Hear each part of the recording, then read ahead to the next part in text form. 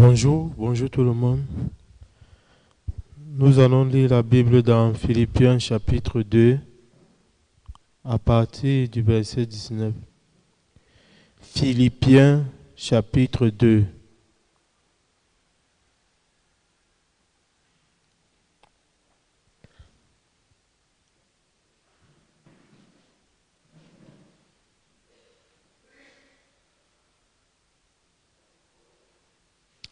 Philippiens chapitre 2 à partir du verset 19. Verset 19.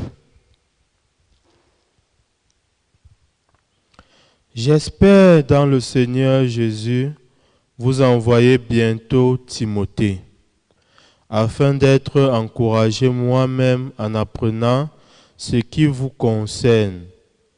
Car je n'ai personne ici qui partage mes sentiments pour prendre sincèrement à cœur votre situation.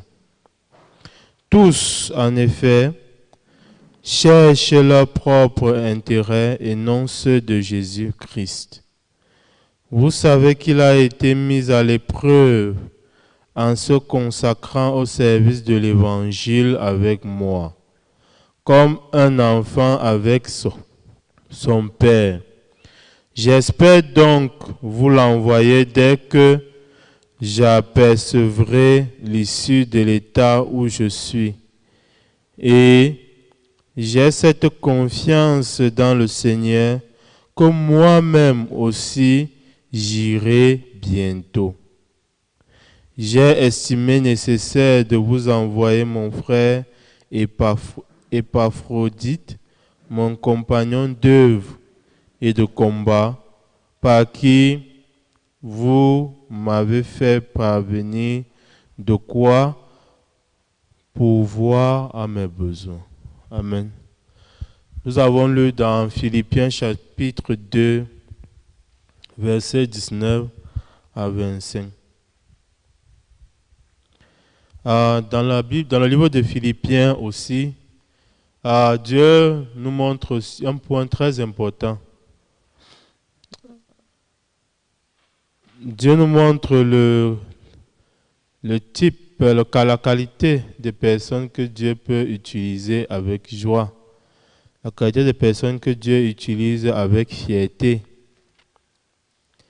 L'apôtre Paul, dans Philippiens, il se trouvait dans de grandes difficultés. Selon les historiens, il était peut-être en prison. Et dans ces difficultés-là aussi, l'apôtre Paul se souciait de l'église de Philippe.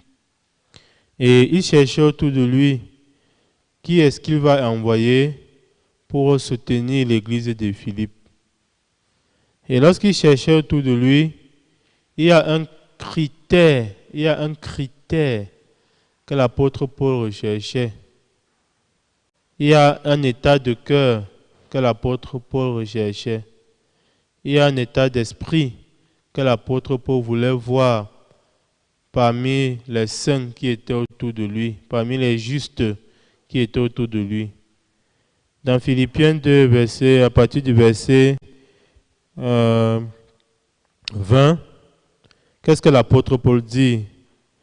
Car je n'ai personne ici qui partage mes sentiments pour prendre sincèrement à cœur votre situation. Tous, en effet, cherchent leurs propres intérêts et non ceux de Jésus-Christ. Donc, qu'est-ce que l'apôtre Paul cherchait dans le cœur de ceux qui l'entourent? Il cherchait ceux-là qui partageaient les mêmes sentiments que Paul. Qui partage les mêmes sentiments que Paul? Paul cherchait ceux-là qui ne cherchent pas leurs propres intérêts, mais ceux-là qui cherchent l'intérêt de Jésus-Christ. Voilà le type de personne que Paul cherchait. Celui qui partage les mêmes sentiments que Paul et celui qui cherche l'intérêt de Jésus-Christ. Donc Paul aussi, c'est ce cœur qui regardait autour de lui. Donc nous pouvons voir que véritablement, Dieu aussi ne travaille pas par hasard. Dieu ne prend pas plaisir à son enfant par hasard. Lorsque Dieu regarde aussi parmi les justes, Dieu cherche celui-là qui partage les mêmes sentiments que Dieu. Et celui-là qui cherche les intérêts de Jésus-Christ, les intérêts de Dieu. Lorsque Dieu voit quelqu'un qui partage les mêmes sentiments que Dieu, lorsque Dieu voit quelqu'un qui cherche les intérêts de Jésus-Christ, les intérêts de Dieu, en ce moment aussi, Dieu utilise cette personne avec joie. Cette personne aussi excite le cœur de Dieu, excite joyeusement le cœur de Dieu. Dieu est fier d'appeler cette personne fils. Dieu est fier d'appeler cette personne mon enfant. Donc Dieu aussi, il ne travaille pas au hasard. Lorsque nous regardons dans le livre de Matthieu, chapitre 25, il y avait le maître. Et le maître, il avait 3 serviteurs. Il a choisi 3 serviteurs. Il a donné à un 5 deniers, à l'autre un 5 talents, à l'autre 2 et au dernier 1 talent. Et ces 3 serviteurs, tous 3 connaissaient exactement le cœur de leur maître. Ils connaissaient exactement quel genre de mentalité leur maître a. Tous 3 connaissaient. Et c'est en connaissance de cause qu'ils ont agi. Le premier qui a eu 5 talents et celui qui a eu 2 talents, en connaissant que leur maître est celui qui sème, qui moissonne où il n'a pas semé, en connaissant exactement le cœur de leur maître, ils ont multiplié les talents. Ils ont développé les talents. Ils ont investi, ils ont sacrifié leur temps, en tout cas pour développer les talents. Mais celui qui avait un talent, bien qu'il connaissait exactement le cœur de son maître, il a préféré agir selon son propre sentiment. Et lorsque le maître est arrivé, le maître a partagé sa joie avec ceux-là qui ont épousé le sentiment du maître, ceux-là qui ont partagé le sentiment du maître, ceux-là qui ont regardé le même intérêt que le maître. Le maître a partagé sa joie avec eux. Et quant aux autres, à celui qui a gardé le 1 talent, le maître aussi a déversé sa colère sur lui. Donc, qui est celui-là que Dieu utilise avec joie? Que Dieu avec joie aussi peut appeler son enfant. Celui qui partage les mêmes sentiments que Dieu. Celui qui porte les mêmes intérêts que Dieu. Qui focalise les mêmes intérêts que Dieu. Celui-là aussi fait la fierté de Dieu. C'est ce genre de personnes que Dieu cherche pour utiliser pleinement. Hier, nous étions au ministère et pendant que nous y étions, on a passé presque toute la journée là-bas. Toute la journée. J'ai passé le temps à boire de l'eau, à reboire de l'eau parce que j'avais faim. Là, c'était fatigant. Et de temps en temps, je quittais pour aller faire d'autres cours, d'autres commissions à pied. Je quitte, je cours, j'arrive ailleurs, je fais vite, je rentre pour que pendant mon absence, je ne rate pas quelque chose, je reviens. Et puis, c'était pas évident. Donc, nous étions là, AYF était là, CNJC était là, CONEP était là, MINJEC était là. On a fait la réunion fatigué. Le ministre même aussi était là. Donc hier, c'était aussi important parce que le ministre il voyage tout à l'heure à 5 heures. Peut-être a-t-il déjà voyagé. Donc hier, on devait travailler dur et longtemps. Et pendant que nous étions là, nous attendions, on était là. Il y a des moments où on travaillait, des moments où on attend. Lorsqu'on finissait de faire une tâche, on attendait que le ministre jette d'abord un coup d'œil. Il vérifie Le temps qu'on attend qu'il vérifie, on est là, on attend. Pourquoi? Parce que le ministre aussi, il est en audience. On doit attendre que l'audience finisse pour qu'il vérifie. C'était difficile. Et pendant qu'on attendait, l'une des personnes qui était présente m'a commencé à me partager son cœur. Cette personne m'a dit, au camp dernier, en tant que responsable, j'ai travaillé avec 2 personnes. Quand j'ai travaillé avec ces 2 personnes, la première personne paraissait bonne. La première personne paraissait bonne, mais elle paraissait bonne et elle se laissait paraître bonne. Donc, elle donnait l'impression qu'elle est bonne, qu'elle est une bonne personne. Mais, en me frottant à cette personne aussi, et en essayant un peu de lui accorder ma confiance, de lui confier certaines responsabilités, chaque fois que cette personne voyait son intérêt, cette personne me trahissait. Chaque fois que cette personne voyait son intérêt, elle me trahissait, elle me mentait. Donc chaque fois que je donnais à cette personne l'opportunité de voir un peu son intérêt, que je donne peut-être que 10 000, qu'avec les 10 000, si j'achète les beignets aux gens de l'équipe, que cette personne fait? Il détourne. Il vient dire, oui patron, j'ai acheté les beignets, j'ai bien acheté les beignets. Donc, il dit que, mais là, de l'autre deuxième personne aussi, pendant que j'étais avec cette personne aussi, non. J'ai compris que cette personne-là, elle est très bonne. Pourquoi? Cette personne-là, il n'essaie pas de se faire passer pour ce qui n'est pas. Il n'essaie pas de se faire passer, il n'essaie pas de porter un masque.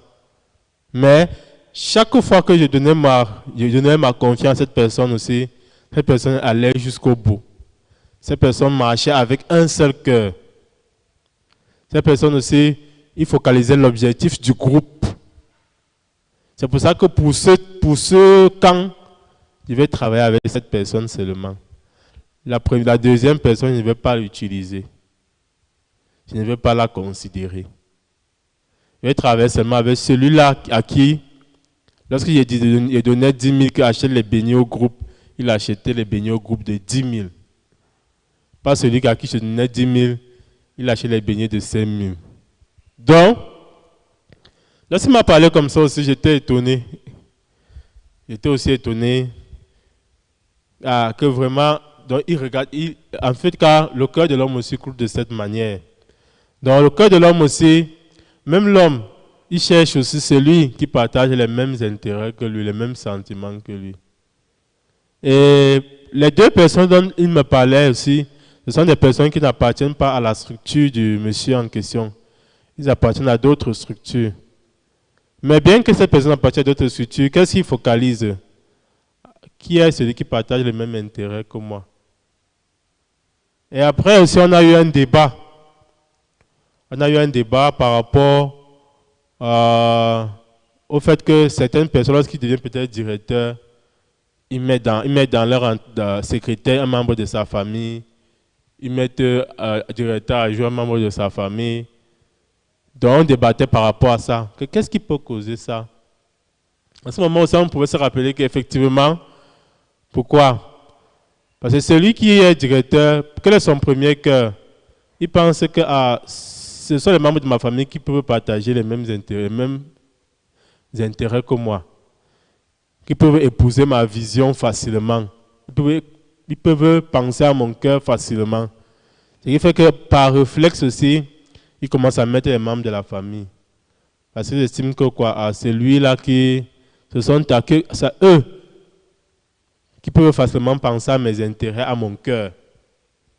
Et c'est comme ça que la plupart des gens aussi ont ce cœur de mettre les membres de leur famille lorsqu'ils ont un grand poste. En tout cas, c'est comme ça que lui et moi on échangeait. Et en ce moment aussi, Dieu m'a permis à la grâce de me rappeler de Philippiens 2. Philippiens 2 aussi nous montre la manière dont Dieu aussi son cœur coule, la manière dont Dieu raisonne. Qui est-ce que Dieu cherche? Dieu cherche ceux-là qui partagent les mêmes intérêts que lui. Ceux-là qui partagent les mêmes sentiments que lui. Au lieu de focaliser leurs propres intérêts, ils focalisent d'abord l'intérêt de Jésus-Christ. C'est ça de personnes que Dieu cherche.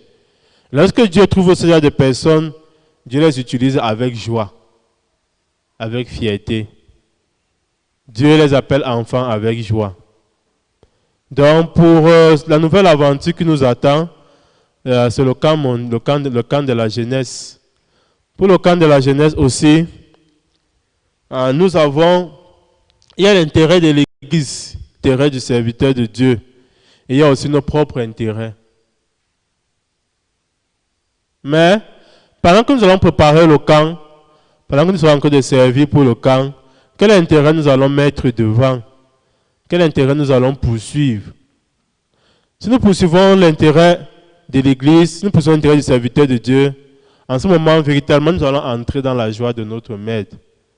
Mais, celui qui poursuit ses propres intérêts, au début, ça sera comme s'il est très sage. Ça sera comme s'il les profite beaucoup. Mais à la fin, il va perdre toutes choses. Il sera le plus misérable. Et la blessure qu'il aura ne pourra pas se cicatriser. Comme le monsieur avait dit que telle personne, je ne le considère plus. Il m'a même écrit avant-hier, il m'a écrit qu'il est là, on doit travailler. Mais je ne le considère plus. Donc, il fait quoi? C'est une blessure qu'il ne peut plus cicatriser. C'est fini. Pourquoi? Parce que pendant qu'ils étaient en train de travailler ensemble, cette personne-là, il n'a pas focalisé l'intérêt de son dirigeant. Il a focalisé quoi? Ses propres intérêts. Donc, même chose aussi, pendant que nous préparons le camp aussi, qui est celui qui est agréable à Dieu? C'est celui qui cherche l'intérêt de Jésus-Christ. Celui qui cherche l'intérêt du serviteur de Dieu. Mais, qui est celui qui est abominable aux yeux de Dieu? C'est celui qui ne partage pas les mêmes sentiments que Jésus-Christ. Celui qui ne partage pas les mêmes sentiments que le serviteur de Dieu. Moi, lorsque je suis arrivé au camp, pour ma toute première fois, vraiment, j'ai été marqué par la mentalité des personnes que j'ai trouvées là-bas. J'ai été marqué. Au camp, ce n'est pas ce qui m'a changé, qui a changé ma mentalité. Ce n'est pas la parole qui a premièrement changé ma mentalité au camp. Ce n'est pas la parole qui m'a premièrement impacté au camp. Ce n'est pas la parole. Ce n'est pas du tout la parole. Ce qui m'a impacté au camp, à mon premier camp, c'est la mentalité de ceux qui étaient là-bas. Leur état d'esprit. Et même dans le Man Education, lorsqu'on parle de l'addiction, on dit que le contraire de l'addiction, c'est... Le contraire de l'addiction, c'est quoi? Le contraire de l'addiction, c'est quoi? Le contraire de... On ne connaît pas. Le contraire de l'addiction, c'est la connexion. Le contraire de l'addiction, c'est la connexion. Dans Human Education, on nous explique qu'il y a certains pays, pour combattre l'addiction à la drogue, l'addiction aux stupéfiants, ils ont créé un environnement où l'individu qui était affecté par la drogue pouvait être connecté à d'autres personnes qui n'étaient pas affectées par la drogue. Ils ont même fait l'expérience du rat. Donc, au commencement, ils ont mis un rat dans une cage, ils ont mis l'eau, la nourriture, tout, et ils ont drogué l'eau. Et ils ont mis l'eau droguée, ils ont mis l'eau non droguée. Puisque le rat était seul au début, le rat avait tendance à aller toujours boire l'eau droguée, parce que le rat était seul dans la cage. Mais lorsqu'on a mis le rat avec d'autres rats qui ne consommaient pas la drogue, le rat qui était drogué, petit à petit, il a cessé d'aller boire l'eau droguée. L'eau droguée était toujours là, mais il n'allait plus boire. Ce qui fait finalement, il ne s'est plus intéressé à l'eau droguée, il est redevenu normal. Son agressivité a disparu, son agitation a disparu. Il est redevenu normal comme les autres rats. Pourquoi? Parce qu'il était en contact avec les rats qui ne sont pas drogués. Donc, exactement aussi, lorsque je suis arrivé à mon premier camp en 2015, c'est cette même chose. Ce n'est pas la parole qui m'a impacté le cœur, non. La parole est venue après. La parole est venue après. Même le cœur de rester au camp. Parce que quand je suis arrivé au camp, le deuxième jour, je voulais déjà rentrer. Je voulais déjà rentrer le deuxième jour. Et en plus, il y avait aussi des jeunes au portail qui voulaient rentrer. Mais l'équipe de sécurité les empêchait de rentrer. Et que moi aussi, je voulais rentrer. J'avais à préparer ma valise. Mais, qu'est-ce qui aussi a changé? Qu'est-ce qui a touché, déplacé mon cœur? C'est la mentalité des personnes que j'ai rencontrées là-bas. Cette mentalité qui a permis à mon cœur de rester un peu. Et cette mentalité qui m'a impacté. Cette mentalité qui m'a donné le cœur de me dire que il y a quelque chose chez les gens ici. Il faut un peu que je les fréquente pour voir. Il faut un peu que j'aille à l'église. Ce n'est pas la parole. C'est la mentalité des personnes que j'ai rencontrées là-bas qui m'a donné le cœur de dire qu'il faut un peu que j'aille à leur église. Ce n'est pas la parole. Si on m'avait prêché beaucoup la parole, et puis la mentalité des personnes que j'ai rencontrées là-bas était bizarre, ils vont finir me prêcher, ils vont dire que oui, je suis sauvé, mais ils ne vont jamais me voir. Jamais. Pourquoi? Parce que dans mon cœur, j'ai senti que leur cœur est bizarre. Donc, même si devant moi, ils cachent, même si devant moi, ils portent des masques, mais les choses du cœur, ça se communique entre cœurs. Le cœur ressent ces choses. Comme le monsieur du ministère, il m'a expliqué que ce n'est pas que la première personne qu'il ne considère plus là a fait des choses mauvaises devant ses yeux, non.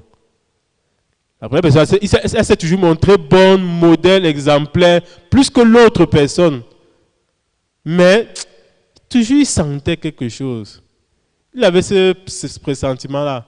C'est fait qu'après le camp, lorsqu'il a commencé à vérifier tout ce que la première personne lui disait, il s'est rendu compte que tout était faux.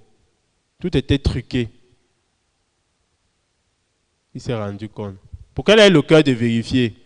Parce que c'était l'esprit se communique. Donc, à mon premier camp aussi, j'ai été impacté. Le groupe à lequel j'étais, mon groupe s'appelait Luc 1.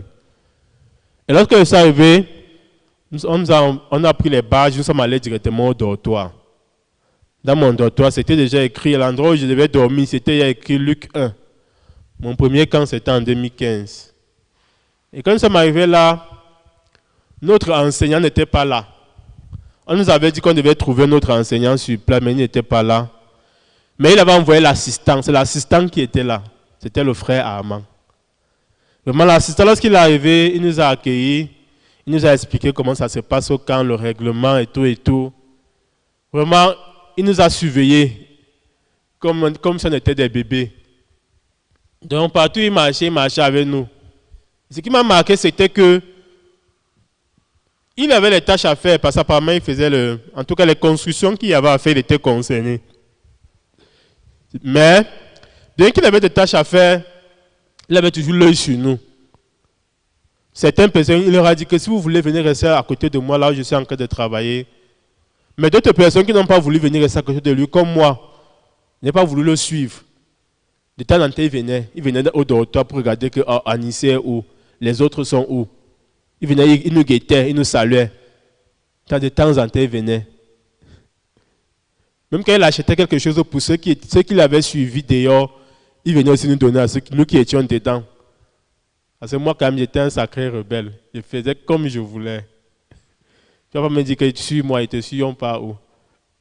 Donc, c'était comme ça, mais il se comportait comme ça. Et c'est le soir que notre enseignant est arrivé. Il s'est présenté, je suis Stéphane, je suis docteur. Et il a commencé à communiquer avec nous, échanger avec nous. Il s'est d'abord excusé pourquoi est-ce qu'il est arrivé le soir. Il nous a expliqué, il s'est excusé. Et vraiment, pendant tout le camp, notre enseignant, il était également au service médical. Mais pendant tout le camp aussi, mon cœur n'a pas remarqué son absence. Pas du tout. Que ce soit pour aller, lorsqu'il fallait aller manger, il savait nous réunir pour aller manger, il nous entretenir. Lorsqu'il fallait aller s'asseoir, notre groupe s'asseyait toujours à l'heure. Il choisissait la place, on s'asseyait tous ensemble. Chaque fois qu'une personne avait un problème, ils étaient là avec son assistant, ils vérifiaient le problème c'est quoi, l'entretien, il conduisait les autres à s'intéresser au problème de celui qui a le problème. Vraiment, en tout cas la mentalité avec laquelle celui qui était mon enseignant et son assistant nous ont entretenus, cette mentalité-là qui m'a impacté. La manière dont eux-mêmes ils respectaient le temps. Parfois, les témoins sont encore au camp mondial, ce qui m'a impacté, c'est le respect du temps. Ce n'est pas que moi-même j'ai constaté le respect du temps, non. C'est que ce sont mes enseignants, la manière dont eux-mêmes, ils étaient réglés comme des robots. Tac, tac, ils se réveillent. Réveillez-vous, il est à telle heure. À telle heure, on va faire telle chose. Il faut aller vous lavez-vous maintenant pour qu'à telle heure, on soit à l'heure. Donc, ce sont mes enseignants-là qui m'ont fait constater qu'au camp, on respecte le temps. Ce n'est pas parce qu'on faisait la danse à l'heure de la danse, le manège, non. Ce sont mes enseignants qui m'ont fait constater qu'au camp, on respecte le temps. J'ai été impacté par ça. Et bien que mon enseignant, il avait d'autres tâches, même au service médical, il nous demandait, venez. Il nous poussait à venir.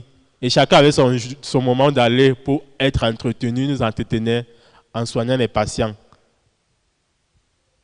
Et c'est là-bas aussi que j'ai eu ma première Bible. Bon, une Bible juste à moi. Il m'a acheté la Bible. Et après chaque programme, il vérifiait. Qu'est-ce que tu as écouté de ce programme? Qu'est-ce que tu as gagné de ce programme? Qu'est-ce que tu penses de ce programme? Vraiment, c'était très intéressant. Ce qui fait que, lorsque moi je venais au camp, j'avais mon propre cœur, ma propre direction. Je viens pour chercher les filles. Et je viens aussi au camp pour me changer d'air. Donc, j'avais ma propre direction. J'ai fait 3 ans au niveau 1. Donc, comme je viens au camp, là, c'est pour changer d'air avant de me suicider. Et je viens aussi pour chercher les filles. Voilà le cœur que j'ai au camp. Mais bien que j'avais ce cœur a été bousculé par quoi? Par la mentalité de mon enseignant de l'époque et son assistant. Par leur mentalité. Pourquoi? Aujourd'hui, que je peux voir, en connaissant l'Église, qu'ils ont partagé les mêmes sentiments que l'Église. Ils ont focalisé l'intérêt de l'Église.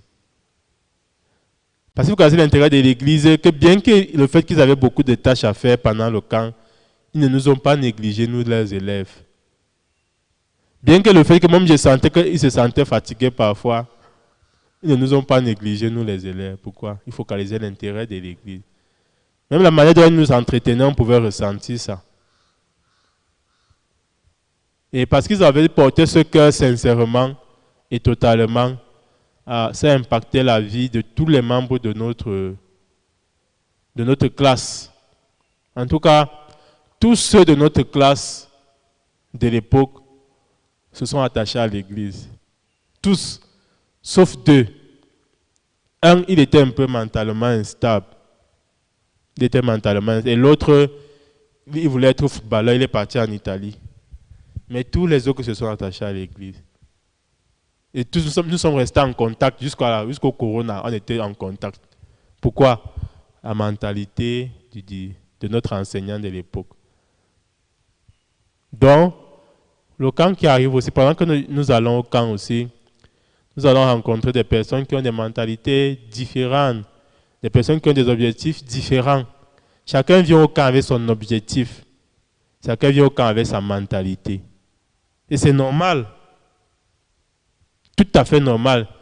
Il y en a qui viennent avec la mentalité qu'ils vont draguer les filles dans le noir à une certaine heure. Oui. Il y en a qui viennent avec l'objectif que non, ils viennent pour manger l'argent, pour piquer l'argent. Oui. D'autres viennent avec l'objectif pour faire seulement le désordre, pour voler. Oui. Chacun avait sa mentalité, son objectif au camp. Mais ce n'est pas ça qui est important. Ce qui est important, c'est quelle est la mentalité des personnes qu'ils vont trouver au camp. Donc, l'atmosphère du camp, l'efficacité du camp, ça dépend de notre mentalité à nous qui portons le camp. C'est que la mentalité qu'ils ont, le cœur qu'ils ont, ce n'est pas important. Le plus important, c'est quoi? Quel est le cœur que nous avons? Si le cœur que nous avons est plus fort, en ce moment, automatiquement, ils seront impactés, ils seront touchés. Maintenant, quel cœur est plus fort? Quel cœur peut être plus fort que le cœur de Jésus-Christ? Le cœur de Jésus-Christ est celui-là qui est au sommet. Donc, si pendant que nous sommes au camp aussi, nous partageons les mêmes intérêts que ceux du serviteur de Dieu, celui de l'Église, nous cherchons les mêmes objectifs que l'Église, que le serviteur de Dieu, en ce moment aussi, tous ceux qui viendront au camp, ils vont s'attacher à l'Église. Ils vont ouvrir leur cœur à la parole. Sincèrement. Sincèrement. Mais si nous faisons juste semblant de poursuivre les intérêts de Jésus-Christ, les intérêts de l'Église, ceux qui seront devant nous, leur cœur va ressentir ça. Leur cœur va ressentir ça. Donc, hier, à travers toute la journée que j'ai passée au ministère aussi, Dieu m'a enseigné ça. Parce que pendant que j'étais au ministère, je murmurais que comment ne pas donner le budget du camp? Ça, c'est quelle histoire? Le ministre m'a dit que, ok, c'est tel montant qu'on vous a donné. Mais pourquoi? L'autre s'y fait comme elle veut. L'autre l'a fait comme elle veut. L'autre l'a veut couper comme ça. L'autre l'a veut couper. Ce sont les bagages. Mais quoi? Ça, c'est quoi ça? J'avais à la rage, la colère. Pourquoi ils réagissent comme si on est venu là pour se partager l'argent? Alors qu'il y a un travail à faire. Personne ne dit même que bon, quel est le travail à faire? Qu'est-ce qu'il faut pour le travail? Personne ne pense comme ça. Ils sont là comme si, tout le monde pense comme si on va se partager l'argent. Donc autant de colère montait dans mon cœur. Et avec autant de colère, mon cœur cherchait déjà une autre direction. Quand il sera quand il va agir comme ça, il va faire comme ça.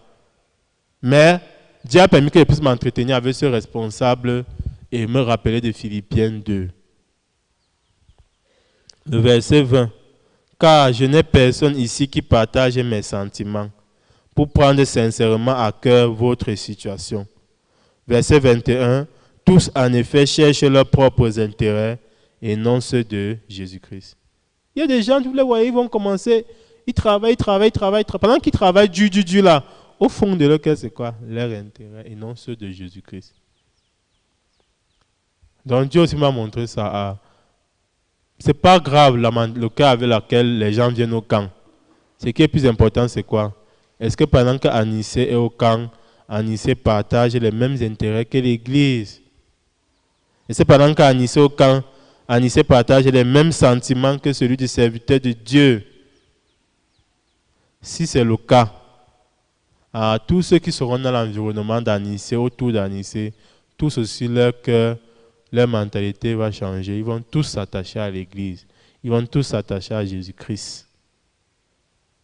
Et la promesse de 10 000 personnes, nouvelles âmes, cette promesse va s'accomplir à travers Anissé aussi. Et Dieu va utiliser Anissé avec joie. Dieu aussi m'a montré ce secret. Donc, pour ce camp qui arrive aussi, mon état d'esprit est déjà purifié de toutes les pensées bizarres. Je sais, pendant le camp, deux choses. Chercher l'intérêt du serviteur de Dieu dans mon propre intérêt. Partager les mêmes sentiments que ceux du serviteur de Dieu dans mes propres sentiments. Parce que je voulais déjà, pendant le camp, il veut agir selon la colère que je ressens ici. Non. Partage les mêmes sentiments que ceux du serviteur de Dieu. Dieu m'a accordé cette bénédiction hier, de gagner ce cœur. Nous allons prier. Père éternel, te rendons infiniment grâce. Tu es en train d'organiser la fête de l'évangile pour nous, à travers le camp de la Genèse. Et pour ce camp aussi, tu nous donnes l'opportunité, la belle opportunité, d'être utilisé par toi. Qui est celui qui peut être utilisé par Dieu avec joie, à entrer dans la joie du Maître? C'est celui-là aussi qui ne cherche pas ses propres intérêts, mais uniquement l'intérêt de Jésus-Christ, qui partage également les mêmes sentiments que Jésus-Christ. Pour le camp de la jeunesse qui vient, il y a beaucoup de gens, chacun vient avec son objectif, sa mentalité.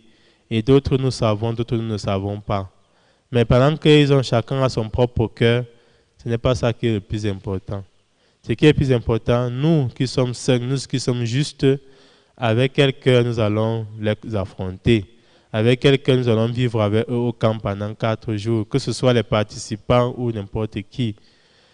Si nous vivons avec le cœur de Jésus-Christ, les mêmes sentiments que celui de l'Église, en ce moment aussi, l'atmosphère du camp sera l'atmosphère de Jésus-Christ. L'atmosphère du camp aussi sera une atmosphère qui va changer tous les cœurs et qui va pousser tous ces cœurs à s'ouvrir à la parole et à s'attacher à l'Église. Mais si nous marchons avec notre propre sentiment, nos propres intérêts cachés au fond, nous portons juste des masques. Toi qui connais les cœurs, en ce moment, si tu ne prends pas plaisir, et aucun changement ne peut s'effectuer à travers nous. Béni sois-tu pour ce cœur que tu nous donnes, pour ce camp également que tu nous donnes. Il y a le grand travail de l'évangile que tu vas faire. Malgré qu'il y a des difficultés au niveau des finances, des blocages, rien n'est problème. C'est un avantage pour nous. Même si nous ne voyons pas en quoi c'est un avantage, mais toute chose concourt bien de ceux qui aiment Dieu. Béni sois-tu pour cette journée. Merci pour les examens académiques qui auront lieu aujourd'hui. Prépare tout excellemment, Père, et également pour la cérémonie du matin de demain. Il te prie au nom de Jésus-Christ. Amen.